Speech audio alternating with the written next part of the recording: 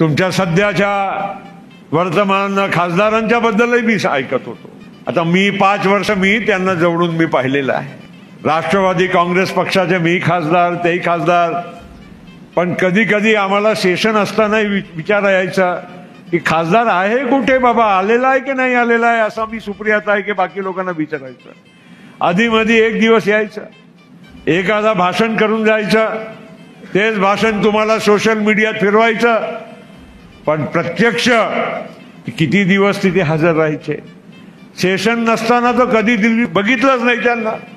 एक माणूस वृत्तवाहिनीला मालिकाला हिरो बनू शकतो, पण स्वतः छत्रपती बनू शकत नाही, हे आपण लक्षात ठेवायला पाहिजे। हे काय कामाचे नाही। आता आढळराव सारखे एक चांगले आपल्या मधून राहिलेले 15 वर्ष खासदारकीचे अनुभव असलेले एक चांगले कार्यकर्ते, एक नेते आपल्याला लाभलेले आहेतच, आणि अशा व्यक्तीला आपल्याला हे संधीचा शून्य करण्याची गरज आहे। आपल्याला संधी गमवायची नाही आहे। माझा शिवाजी दादा, शिवाजी दादा, शिवाजी दादा रे।